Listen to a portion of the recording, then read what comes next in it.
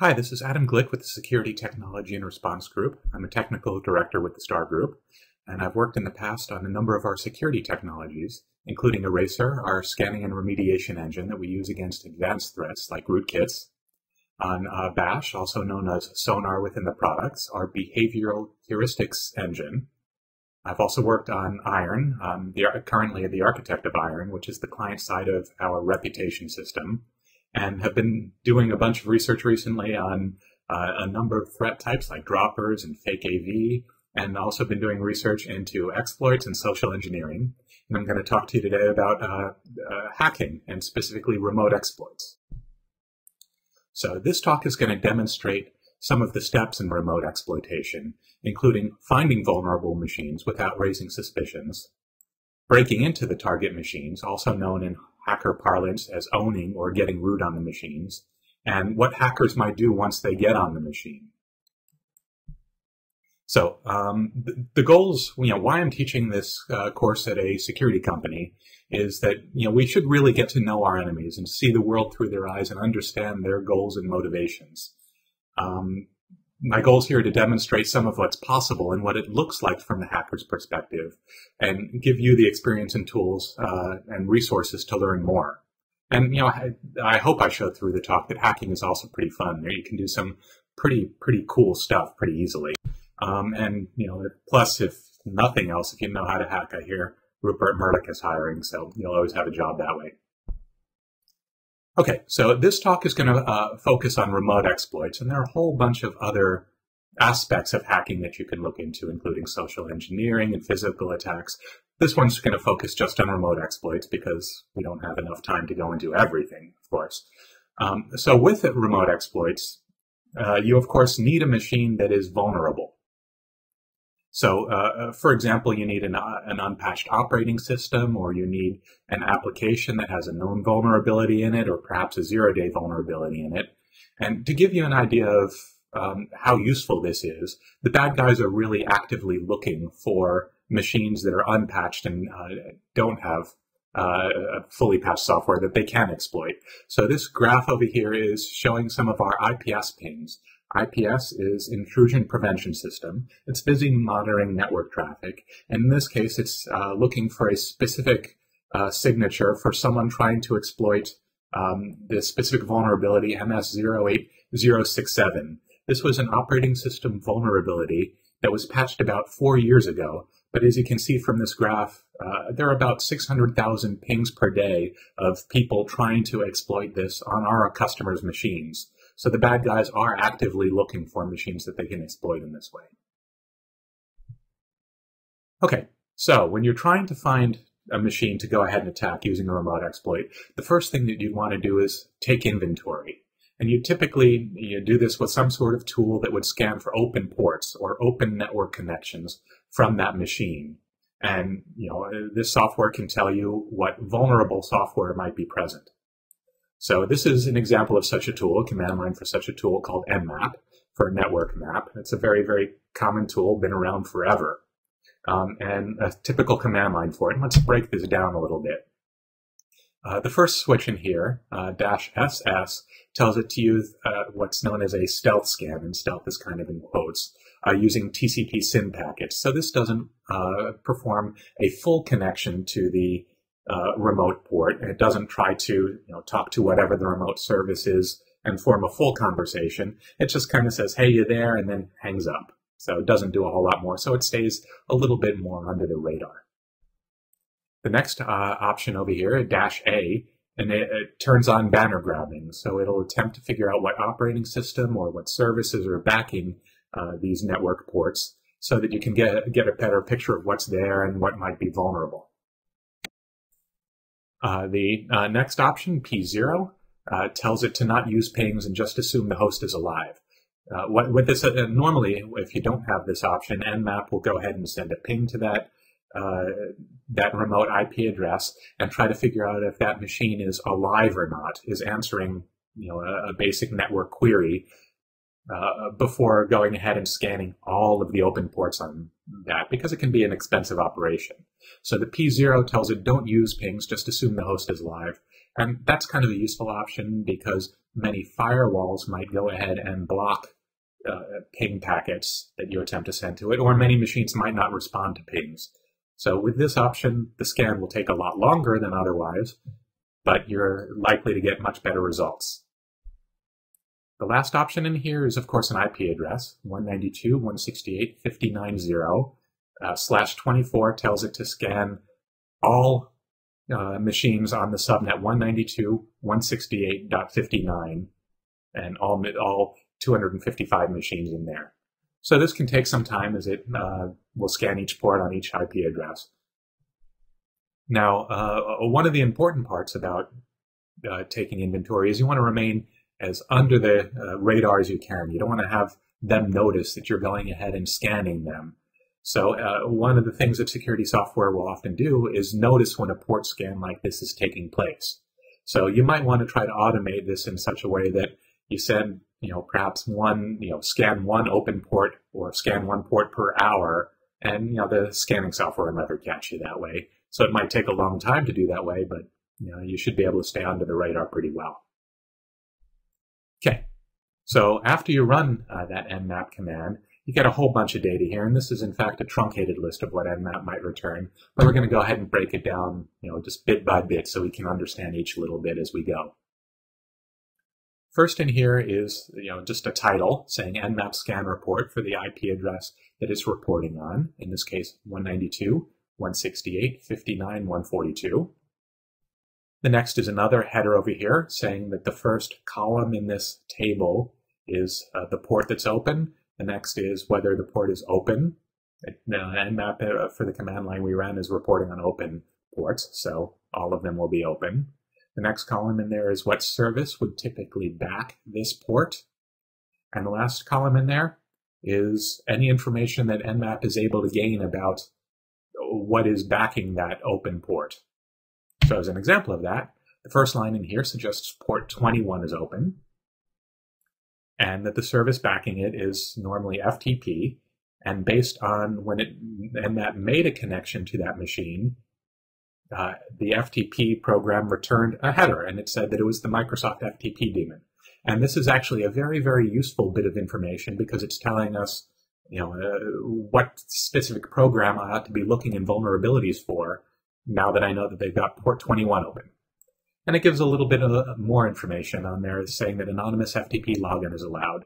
And this is already suggesting some attacks. Even if I'm unable to find any vulnerabilities in the Microsoft FTP program, we know that there's anonymous FTP. I might be able to steal documents that are up there.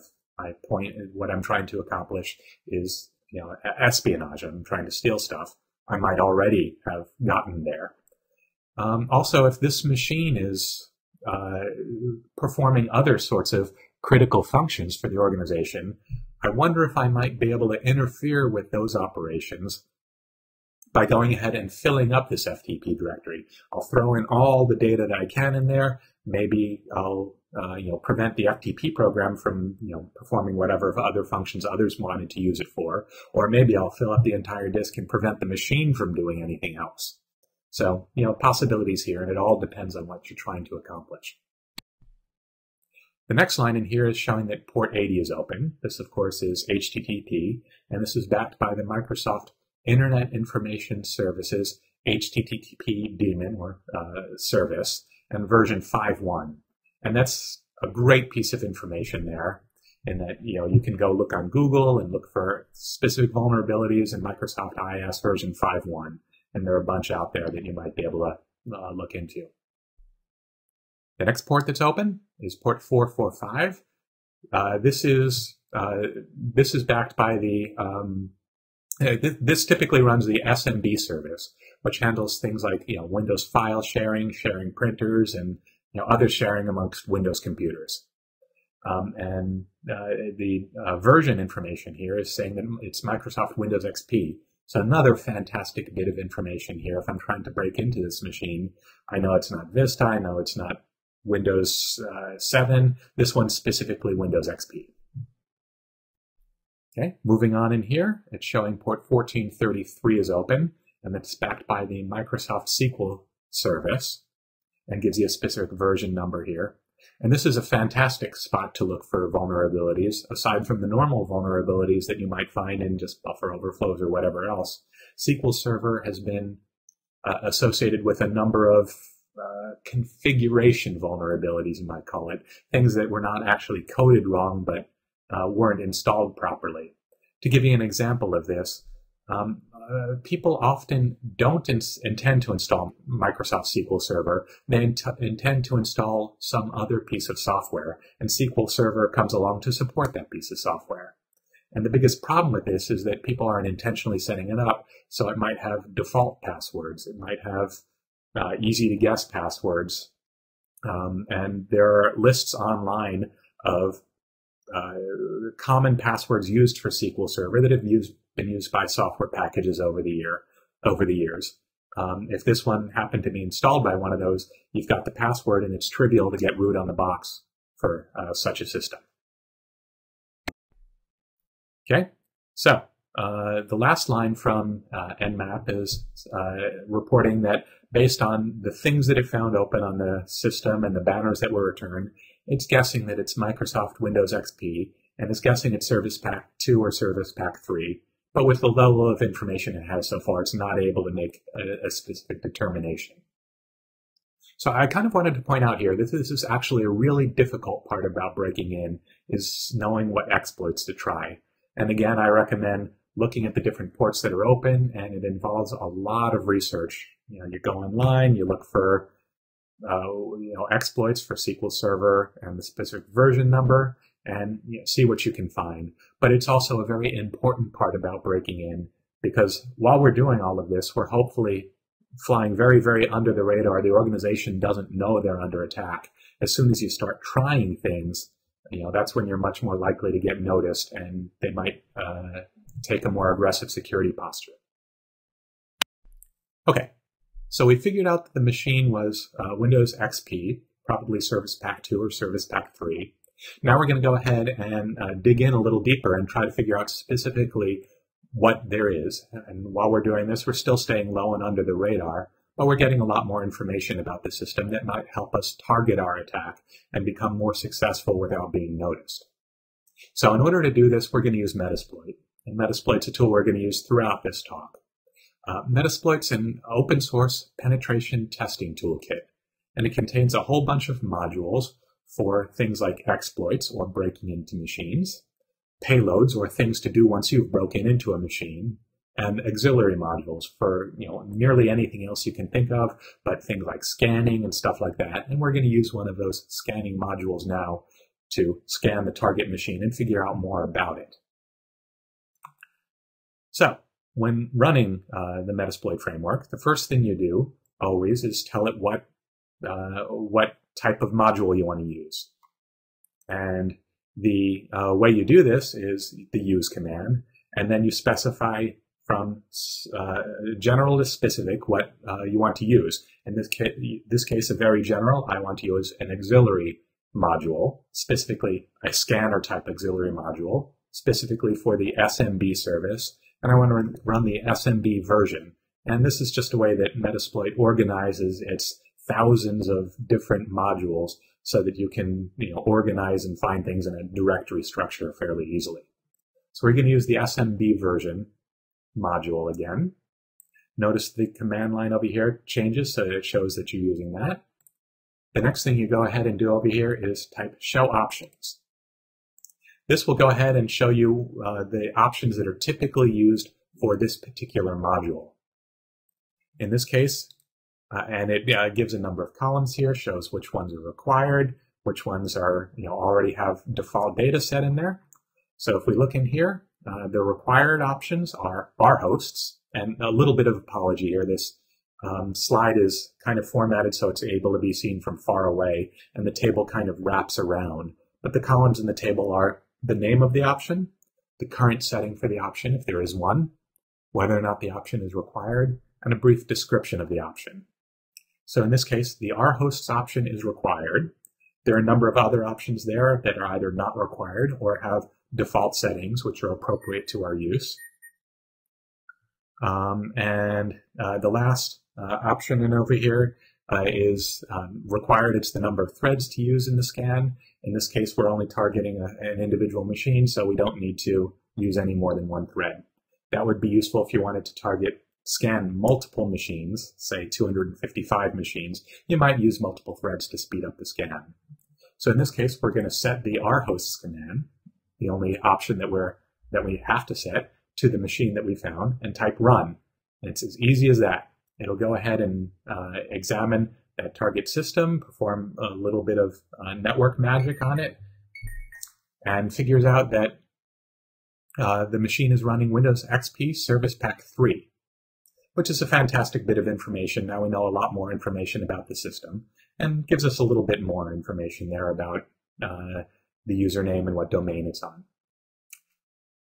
All right, so that's fantastic. Now we know that our target is Windows XP Service Pack 3, and it has the SMB port open. So we'll use this a little later on and try to exploit that. But in the meantime, let's go back to our Nmap scan and see other machines that it found on the local subnet. Again, this is an Nmap report for 192.168.59, and now the machine 171. Okay, this one also has port 445 open, which, just like before, is for the SMB service. But already I'm suspecting that this machine is a lot more secure than the other machine, in that I'm not getting any version information. There's no header information being returned to me. So already I'm, a little thinking that this machine might be a challenge. The next port open over here is port 5357. This is a port that's used by Microsoft Windows Discovery Services in order to figure out what other machines are on the local network and in part of your workgroup or domain or whatever else. So information for Windows to query about what else is in the neighborhood. And that's about all that Nmap reports. The last bit it guesses, this might be Microsoft Windows, Vista, could be 2008, could be Windows 7. So, this is going to be a really much more difficult, much more secure machine to break into. So if we play the same trick that we did a little bit ago with Metasploit, where we ran the SMB version scanning module, if we run that on this machine, it tells us that it's Windows 7 Ultimate. So this is going to be a pretty secure machine. We're going to set this one aside and leave it alone, and we're going to focus instead on the Windows XP machine. Okay, this slide over here, I just kind of wanted to emphasize over here, it's difficult to find what exploits to try. And this is showing an example of looking through the Metasploit's website and looking through specifically in the search box up over there. I'm looking for SMB vulnerabilities over here. So, I kind of wanted to, just emphasize again, this is real work over here. It doesn't demo well. I didn't want to show slides of me Googling and things like that, but it ends up being a lot of work over here. Now, there are other options if you don't want to go ahead and figure out what vulnerabilities. There are cheating kind of ways to go ahead and do this. You can use vulnerability scanners. You can use Nexpose as a tool put out by the same people as Metasploit that will go ahead and do these scans for you and tell you specifically what vulnerabilities might exist on these machines. The plus side is it's a lot easier. The downside is you're not going to learn as much, and you're almost certainly going to get noticed if you do something, a scan as invasive as that. So moving on, we're going to go back to Metasploit now, and we're going to go ahead and try to break into that Windows XP machine. So again, the first thing we do in Metasploit, as always, is tell it what module to use.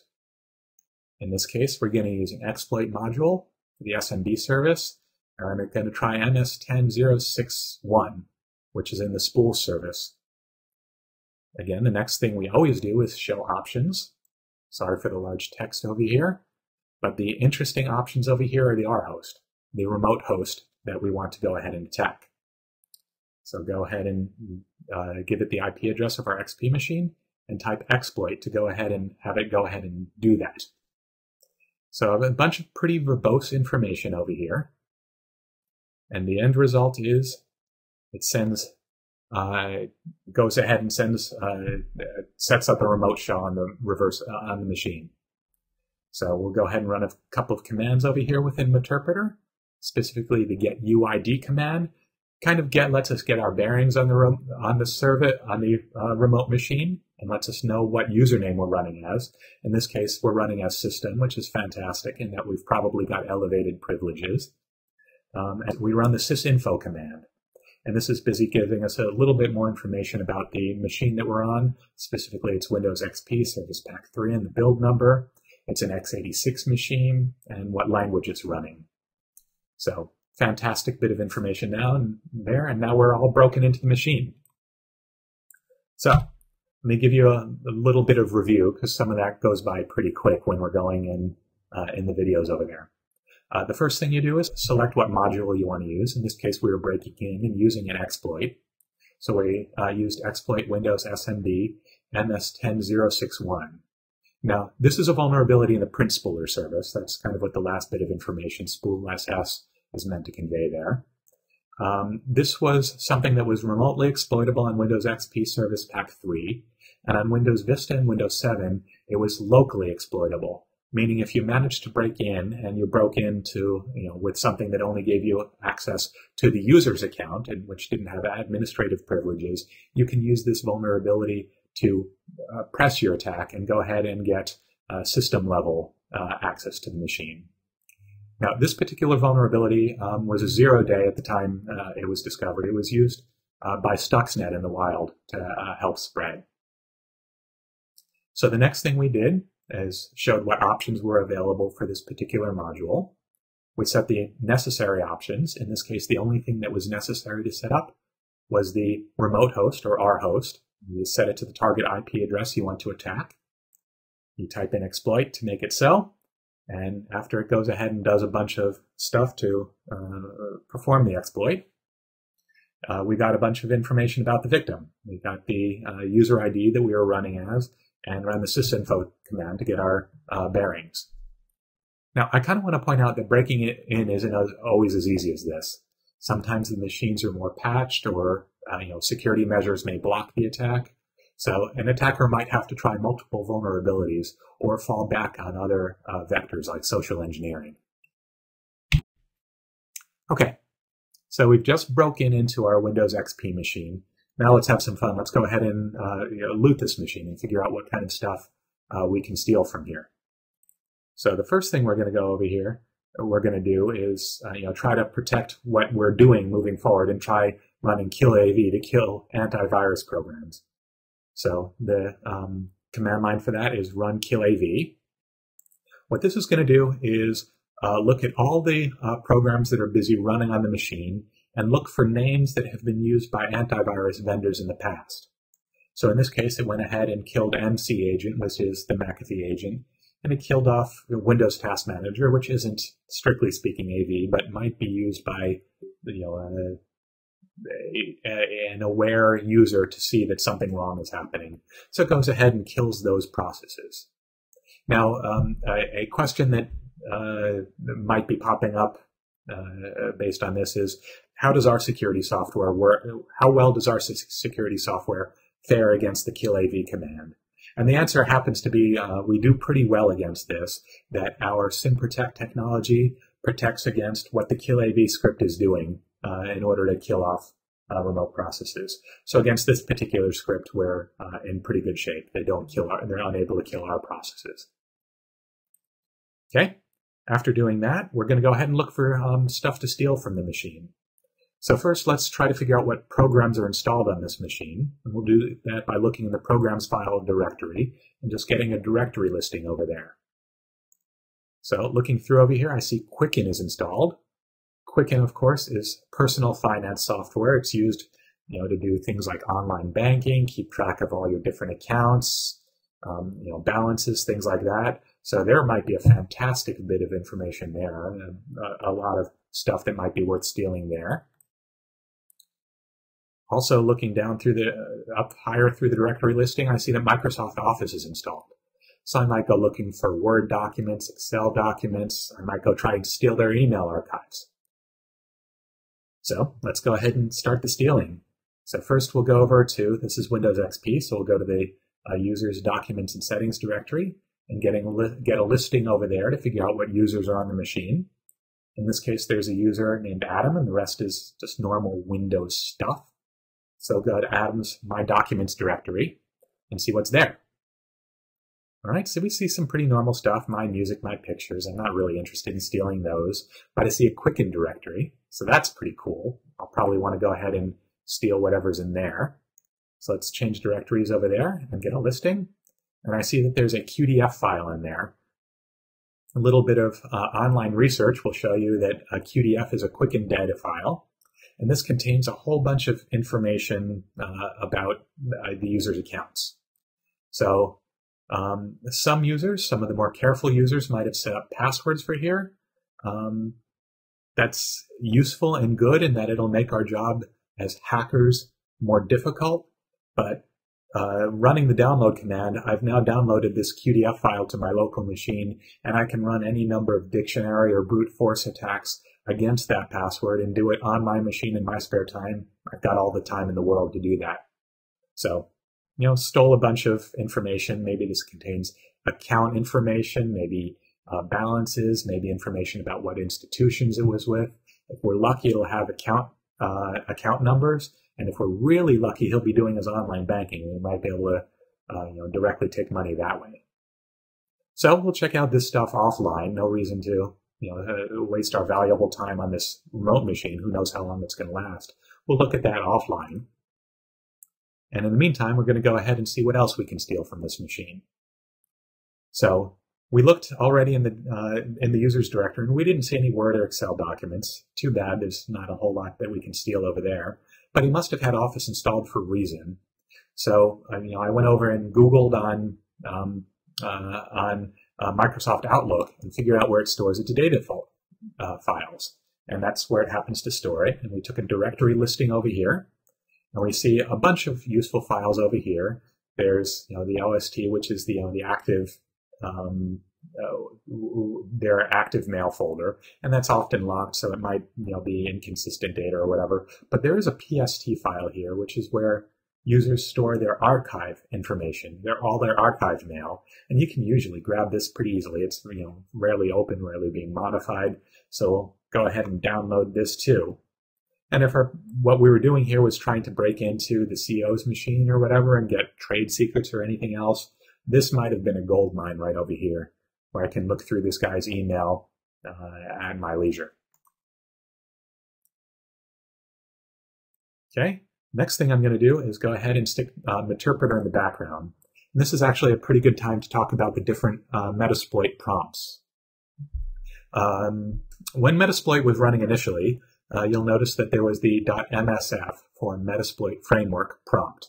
And that shows what you're typing into is the Metasploit framework.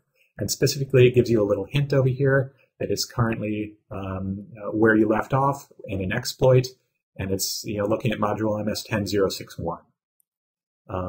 Once you break in, of course, it gives you the Meterpreter prompt. There are a number of possible payloads for Metasploit. Meterpreter is a fantastic one that does all kinds of useful things, like the directory listing we've been doing in the background and kill AV and things like that. But there are plenty of others. And it gives you a little bit of a clue with the prompt over here, when you're entering information, who you're entering it to. We were entering information to Meterpreter, but we put Meterpreter in the background, and now we're back at the Metasploit framework. And this is useful because we're going to use another post-exploitation module over here. So again, when using any sort of module, you tell it what to use. In this case, we're using the post-exploitation module, specifically for Windows capture, and keylog recorder is what we're going to use. And this, of course, is a keystroke logger. We're going to see what the user's busy typing on his machine. We type show options again to show what we need to set up in order to make this module work. The required or useful things for us is migrate and session. Let me give you a brief explanation of what each of these does. When we broke into the system, remember that we broke in and it said that the username was system. Well, we broke in there and we're now running a system. The keylogger we're about to run is a user mode keylogger. which means that it's busy capturing keystrokes not for the entire machine, but for the individual user logged into that machine. So the migrate option allows Metasploit to automatically move from this service process, where it would not capture any keystrokes, over to a process in the user's session.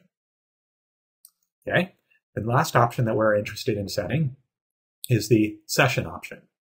Now, this shouldn't be confused with the user session versus the system session, but instead should be, instead this means we already broke into a machine and we have an interpreter running in the background.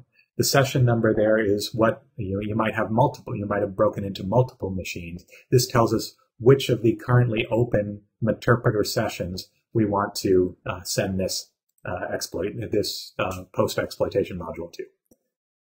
So we set our options, we set migrate to true, and we set session to 1. It's the only open session we have. And we type run to make it so. So this, we'll go ahead and first do the injection. What this goes ahead and does is finds a process that's in the user session. In this case, it finds explorer.exe and finds the PID, or process identifier, for it. In this case, 1504. It's going to go ahead and open up that process, and using normal methods like create remote thread, create memory, virtual alloc ex, things like that, it's going to go ahead and run Meterpreter, migrate Meterpreter over to that process. And at the end, it says migration successful, and we're busy running as running inside that process now. So we have all the rights that this process has, and running in that session is the interesting part. Then we go ahead, it goes ahead and starts the Keystroke Sniffer, and it says that it's going to record it over to this file in the loot directory. Loot is a generic hacker term for the stuff you steal. And we go ahead and it goes ahead and records keystrokes. Now you can let this sit around and run for days or weeks, however long you want, in order to get whatever keystrokes you're looking for. Of course, for the purposes of the demo, we're going to end it a lot sooner than that. And as soon as it's done, it saves off that information to that file. So let's go ahead and check out what's in that file. All right, so this is busy showing us here that it started a keystroke log at this particular time, and that the user typed in USSMCPD Adam Glick and tabbed over, hopefully to the password field, and typed this is, and then backed over and corrected himself, but this is a pass. So presumably typed in his credentials right over there, and you captured it. Now, of course, this is typically going to be a little bit more work for demo purposes. It was kind of a setup where I happened to type in the credentials just after the keystroke logger was started. But if you're willing to let this run for a day, you might hit some luck running into credentials either for the user's machine or credentials for remote websites or anything like that. Or, you can watch them typing in a whole document if you want. Might be a little tedious, but all the information might be there. Okay. Next thing we're going to go ahead and do is jump back into Metasploit using the session command, -I for interact with session 1. And we're going to run a Meterpreter command called hashdump. What this does is enumerates all of the different users on the machine and grabs the hashes of their passwords. Now, when Windows stores passwords, you give it your password, it doesn't store the clear text password on the machine, which is really, really good, because if it went ahead and did that, we would have just stolen the user's clear text password, and that'd be way too easy.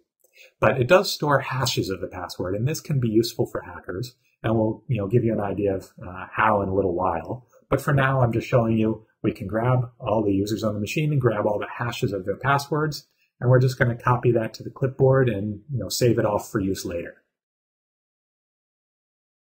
Last little thing we're going to do here is run the clear EV command. This will go ahead and clear the Windows event log. So we'll go to, I don't know if you're familiar, if you go into administrative tools, you can see that Windows records a whole bunch of information about what's been happening on the machine. some of what we've been doing might have been caught in that log. This goes ahead and clears that out to hopefully wipe traces of whatever we've been doing. All right, so that went by really, really quick. Kind of want to shift gears over here, and I like this picture a lot. The text, is funny in itself. Steve was new to the whole looting thing, holding a couple of kittens. I already like that bit, but he's walking like thigh deep in water over here, and I'm imagining this. This is Hurricane Katrina that just happened here, and there's some poor girl who's just had all this rain and she's lost her home and whatever. And this guy bursts in, and instead of grabbing the TV, he grabs her two kittens, and that's cruel, and it kind of makes me laugh a little bit. I guess hackery kind of humor, I guess. All right, so a little bit of review over here. We ran the kill AV command in order to terminate any antivirus programs that might be running. We ran standard directory commands to get views of what's on the system. We went ahead and ran the download command to download files that we were interested in. We used the background command to put Meterpreter in the background. We used a post-exploitation module, the keylog recorder, to go ahead and log the user's keystrokes and steal credentials that way. We ran hash dump to get a dump of the user's hashes, and clear EV to clear the event log. Now, Meterpreter does a whole bunch of stuff, and can't go through it all in a talk like this, but just to give you an idea for some of the flavor of some of the things it does, there's an idle time command, so you can check if you're planning on doing anything on the user's machines that's processor or disk intensive. You might run the idle time command to figure out how long the machine's been idle and maybe do those things while the user's not watching. There's commands to go ahead and grab screenshots so you can see what the user's up to right then, or even go a step further and run a VNC or a virtual network computing session to get full remote desktop interface to the victim, so you can see their screen live, you can control the mouse and the keyboard and do whatever you want on the system, just as if you were there. You can upload and execute files if Metasploit doesn't do all the things you want to. If you want to install your own rootkit, if you want to install your own botnet, this is an easy way to go ahead and upload a file and run it on the remote machine. It has other functionality for network discovery and forwarding to pivot deeper into other networks. So if we just broke into this machine from the outside, I'm looking over the internet, I find some company I want to target, and I find some internet-facing machines that are vulnerable, and I break into them. I can use Metasploit to help pivot into the internal network over there. So if the machine is both on the outside network on the internet and the company's intranet, I can go ahead and use that machine I just broke into. I can run port scans from there. I can run exploitation modules on the other machines on the internal network using the machine I broke into as a bridge. So some fantastic stuff you can do there. Meterpreter also has persistence functions. So you can go ahead and tell Meterpreter to run after the user reboots his system, for instance, and phone back into the attacker's machine so that I can still have access to his machine even if he reboots. So a whole bunch of useful stuff there. All right, so we broke into the Windows XP machine, we looted it, everything's great there. So now how are we going to go ahead and break into this secure Windows 7 machine? Well, the secret to how we're going to go ahead and break into this, it doesn't have many open ports, and it's fully patched. Now we're going to use some of the stuff we stole from our Windows XP machine to pivot into the Windows 7 machine. So the secret to how we do this is the hashes that we grabbed a little bit ago. So a little bit of explanation for what the hashes that a hash dump command returns. A big long string here, it's pretty big and scary, but let's break it down. First in here is very easy, the username. The username's the administrator. Fantastic. Second bit of information in here is the user identifier, 500.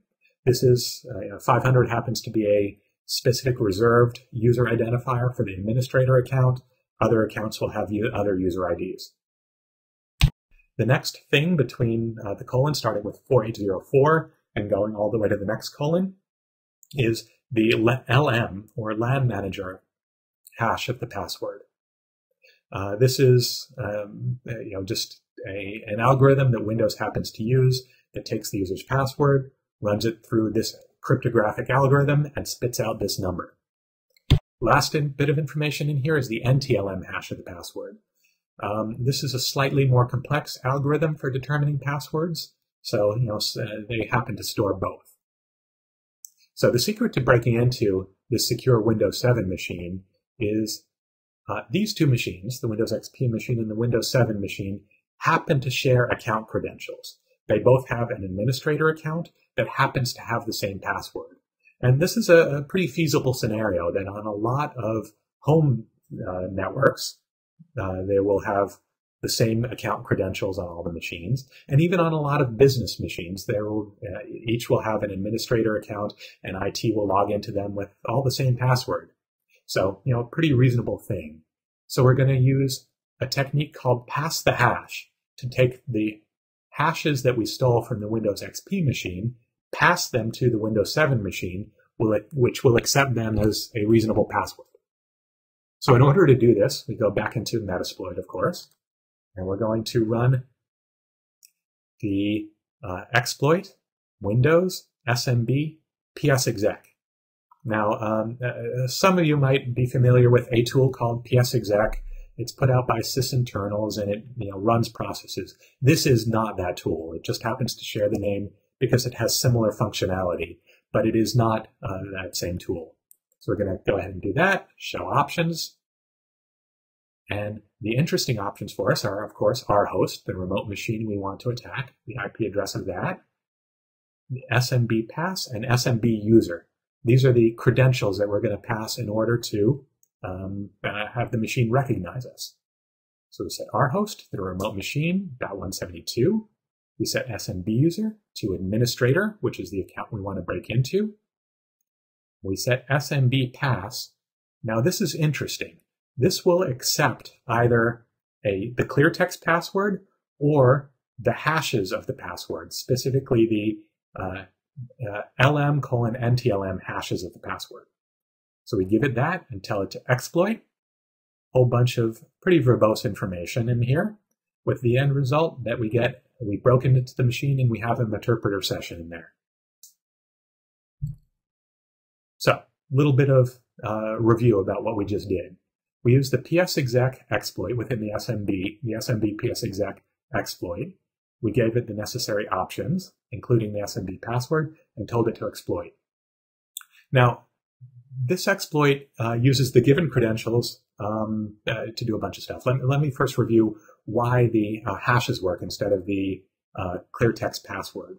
This is a feature for Windows. This has been in there forever, and Windows allows this functionality because they want you to be able to use your credentials on one machine and not have to re-enter your credentials all the time. So Microsoft considers this a feature and not an exploit. It's been in there forever. They haven't patched it yet. They're not planning on patching it.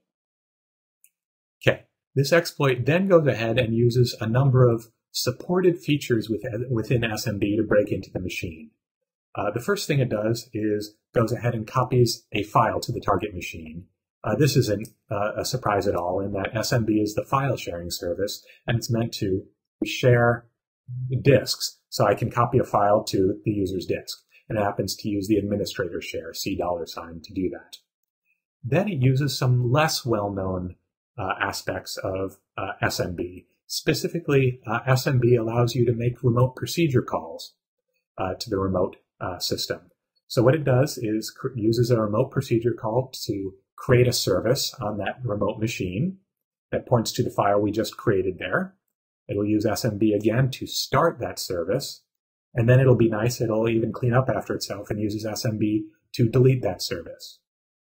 And again, this is all supported functionality from Microsoft.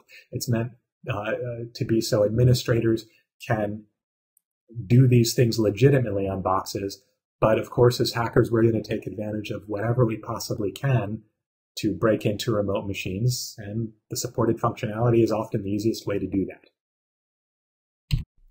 So, we just used pass the hash to break into a more secure system, and we'll show some more interesting stuff we can do to loot that system in a little bit.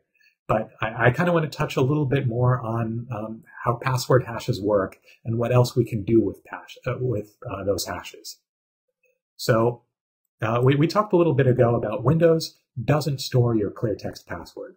And that's fantastic, because if Windows did store your clear text password, it'd be a lot easier to steal. So instead, it stores the hashes. It'll take your clear text password, it'll run it through a cryptographic algorithm and spit out those numbers, that stream of hex, and it'll store that on inside the registry. Now, when you try to log on again, you type in your password. Whatever you type in, it'll hash that. It'll take the number that it gives out and compare it against the stored number on disk. And if the two match, it allows you to log on. If the two don't match, it won't allow you to log on. Then, the password was a mismatch. So a lot of people within Symantec might be familiar with hashing in another sense, that we often hash files. And we understand that we open the file and we take all the contents of the file, we run them through the cryptographic algorithm, and it spits out a number that is unique to that file.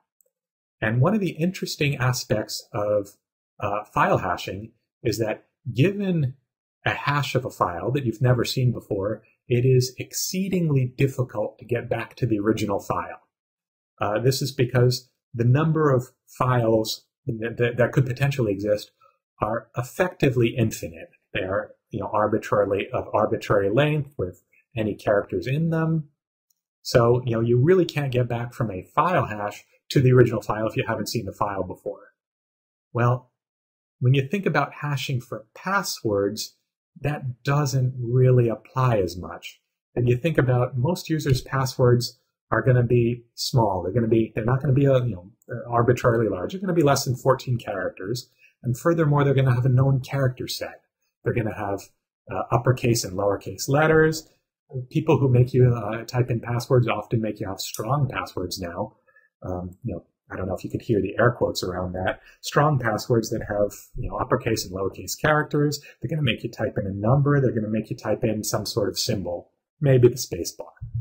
So if you think about that of all reasonable passwords, less than 14 characters, we could enumerate all of those and come up with the hash that there is, store a table of that, and look up everyone's hash, be able to reverse those passwords. Given a hash, I could come back to the original password that matches it. Now, it turns out that the table to store that ends up being pretty big. So we have to throw some algorithmic magic at this and use a structure called a rainbow table. This will go ahead and sacrifice some of the speed of lookup in exchange for having the table on disk end up being a lot smaller. And it turns out if you make a rainbow table of all of these reasonable LM hashes, it ends up being about tens of gigabytes, which is very reasonable to store on a local hard drive. And NTLM is a more complex algorithm, so that one ends up taking hundreds of gigabytes of space. But again, pretty reasonable size to store on today's hard drives. And if you go ahead and look online for rainbow table LM hash, you'll go ahead and find downloadable versions where you can get these tables pre-made. Or there are other sites where you can download programs that will go ahead and generate these on your own local machine. Another option, if you don't want to work even that hard, is there are some sites online where you can go ahead and type in, copy and paste the hashes of the password, and it'll end up giving you the original password. So here is showing us we copied and pasted in the LM hash of the password. You hit submit to make it so, and about 5 minutes later, it spits out this fairly complex password that has letters, it has numbers, it has symbols in it. So think about that for a little while. We broke into a single, insecure machine that had vulnerabilities on it and managed to grab the password hashes. From that, we were able to reverse the user's password. Now, most users are pretty lazy, and they use the same password at multiple sites.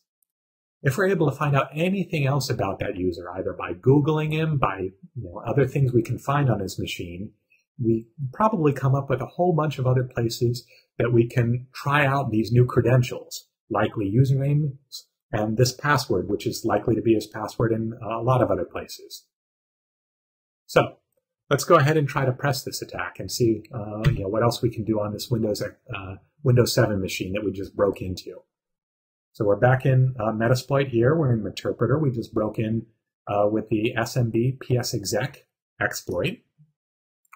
So we're going to see where else we can find some places where we can try out these new credentials. So let's try first going to the users directory. We know we are in the administrator account. It's the account we broke into. Let's look in his favorites directory. And we see over here that he has favorites set up for some standard stuff that Microsoft Internet Explorer uses, but also he has a favorite set up for Wells Fargo. Maybe he does banking there. I might try some credentials over there. And it looks like he's got a Gmail account over there also. So I might try these credentials over at Gmail and see if I can break in over there. All right. But before we go ahead and do that, let's do some other stuff. We're going to run the ps command. This will list all the processes that are running on the machine. And we're going to do this for a similar reason that the keylogger did it. We're currently broken into a service, and we want to move over to the user session. And we're going to do that manually. We do that by entering the ps command, which will show us all the running processes on the machine. We find run that's running in the users session, in this case, explorer.exe, which is using PID or process ID 2584. We'll go ahead and run the migrate command to migrate into that process. So this, again, will take the existing interpreter. It'll inject into that process, and we're now running there. We're now going to background this session so we can use another post-exploitation module. In this case, Windows Gather enum IE. Showing the options here, the only option that's needed is what session to attach to, which backgrounded interpreter session we want it to glom onto. And we type run. And this is now gathering a whole bunch of information from Internet Explorer. It's gathering information about history, where it's been before, cookies that are stored on the machine. It's looking for autocomplete data and a whole bunch of other places that we might be able to find places that the user has been recently. We might be able to try those credentials elsewhere. So it gets all of that. I'm going to step up, scroll up a little bit in here and showing that it's storing the history to the loot, the cookies to the loot. And here's an interesting thing. It's looking in the credential store for HTTP credentials. So let's pause a little bit there and talk about what that means. You know how when you type in your password somewhere and Internet Explorer asks you, do you want to save this information for later? Well, that's your credential store. That's where it's saving your stored password for the different sites that you're at. And what's especially interesting about this from a hacker perspective is, remember when we typed in the Windows password and it stored it as a hash, which made it hard for us to steal? Windows is able to do this because it knows when you type in the password when you're initially setting up your machine, it knows the hashing algorithm. And when you type in your password later to try to log into the machine, it knows the hashing algorithm. So it can store the hash and know that it'll be able to regenerate from a password get to the hash. This is not so for the sites that you visit in Internet Explorer. Internet Explorer does not know what hashing algorithm they're going to be using on their side, so it is not able to store hashes of the password, and instead stores clear text passwords. So let's jump down a little bit over here and take a look at some of the stored credential data that we got. This is showing over here. Sorry, the table again wraps, but the columns are the type, in this case autocomplete, the URL, in this case HTTPS accounts Google.com service logon, and this is where Gmail, where you log on when you go to your Gmail account and other Google services. And look at that, it's got the username and password for that.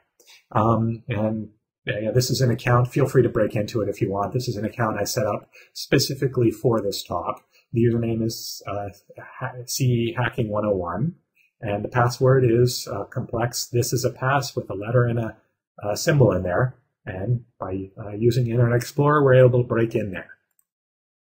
By using Metasploit to look at Internet Explorer's cache credential data, we're able to push this attack to move into other areas. So, a little bit of review over here. We broke into the machine in a previous Metasploit session, Meterpreter session. We then in Meterpreter looked at their favorites and figured out some places where we might be able to use our stolen credentials, and then used the enum.ie post-exploitation module to do one better and even get the Gmail credentials.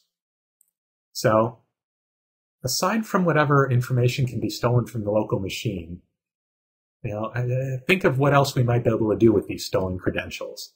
That we figured out he's probably got an account at Wells Fargo, that he had a favorites over there. I happened to not store my credentials for Wells Fargo because I couldn't set up a fake account over there easily and didn't want to give you the credentials in IE. But if you were able to steal it either that way or through guessing his username at Wells Fargo, or if he was nice enough to check that little checkbox saying store my username, you've got a password over there that you can try out and probably work for most users. Even if you weren't able to do that, we've still had the Gmail credentials over there, and think about what you can do with that. We've seen a lot of attacks recently from we've all seen. We've got emails that appear to come from friends of ours that contain no subject, and the only thing in the body of the email message is some link. And I don't know what these guys, why these guys think we're going to fall for it. I guess it must happen some because they keep doing it. But I just broke into this guy's Gmail account, and this has all of his things in the current inbox, and it's got all his email archives in there. If I'm really willing to spend a little bit of time at this and want to target an attack, I ought to pretty easily be able to fool someone else in his address book. I'd probably do that by looking at a recently sent message, either in his inbox or his archive, and I could reply to his friend. It would not only appear to come from his friend, but would be a reply to an email that, part of a conversation they were already having. I might include some information that appears to be related to the conversation they were already having. If they were talking about Wimbledon, I might include a link to something that appears to be for Wimbledon, and have that be to a hacked site or some other site that's trying to exploit that remote user. You might attach an infected PDF document, for example, that appears to be about Wimbledon, and try some recent PDF exploits and see if the user is vulnerable to any of those, and you might be able to press your attack that way. Another great way to use someone's Gmail account is, even if I'm not able to break into Wells Fargo using the guest credentials, it's pretty likely that Wells Fargo's got a little link when I go to their logon page saying I forgot my password. Well, if I go ahead and click there and I give the account name of the Gmail account, it'll probably send a password reset link or a reset password over to that Gmail account. I can log into that Gmail account and reset that guy's password at Wells Fargo, and suddenly I'm gold. I've got all his money. So some ideas for other great tricks you can play over here. All right, so kind of wrapping this up a little bit, I want to point you at some resources that you can use. We used the Nmap network scanner early on in the talk to find what vulnerable machines are accessible to us, and that's available at nmap.org. We used extensively the Metasploit framework through the talk. This is a popular free penetration testing toolkit available at metasploit.org. If I happen to use the Backtrack VM image, this is a free virtual machine you can download, and it has Metasploit already installed on it and a ton of other penetration testing kits. If you're interested in diving a little bit deeper, there's a very good book, Metasploit, the Penetration Tester's Guide. It's not always the best writing, but the content is pretty darn good in there. And if you want to spend less time than reading a book, or you don't want to shell out the $20 for a book, the site over here, Offensive Securities Metasploit Unleashed, is kind of a predecessor to that book. And the content isn't quite as good, but it's free and instantly available if that's if you're interested in looking at it right now. All right, so kind of bringing this all together a little bit. We showed some of the basics of exploit hacking, including scanning ports to figure out what machines are out there, and including what might be vulnerable on that machine. Breaking into the machine, using exploits to go ahead and get a meterpreter shell, and using other post-exploitation modules, and then looting, the fun you can have once you're on the machine. This was really only a short talk that really only touched on hacking. We barely touched on things like client-side attacks, where the client has some program and runs, say, Adobe Acrobat, and that's another way to break in, for instance, with an email attachment. We really didn't touch on phishing or other social engineering and physical attacks. There are plenty of great things you can do there. We're all familiar with the attack, I think, where you leave a USB key somewhere and someone goes ahead and plugs it into their machine, and it runs the auto run on that, and goes ahead and installs malware that way. Most of the operating systems have been patched against that now, so that doesn't work that well anymore. But if you go look online, you can find very, very cheap USB devices that look like they're a USB key, and they might even be, have a hard drive on them, but they're also optionally other types of devices. And it just so happens when you plug in another type of device, say the device, this little USB stick lies and says it's a keyboard, it goes ahead and has the option to install its own drivers from the USB device. So even though the USB key, auto run hole has been closed on your operating system, it's not safe to plug in USB keys, that there still can run drivers and stuff off of that. So a whole bunch of stuff that we could, to go into in hacking and physical attacks. So while this stuff is all pretty scary, the point of this talk is not to scare you. It's to show you just how easy this stuff is to learn, so we can better understand this stuff, try it out ourselves, and help as a security company defend our customers against these techniques. The tools are easily available. On the previous slide, it shows you where you can get them. The training for it is cheap or free. I hope I left you with an understanding that it isn't that hard to do some pretty darn cool things. So go try it out and have fun. I think we'll make better security products if you do. So thank you. I hope you've enjoyed the talk. I love giving this talk. And again, thanks for listening.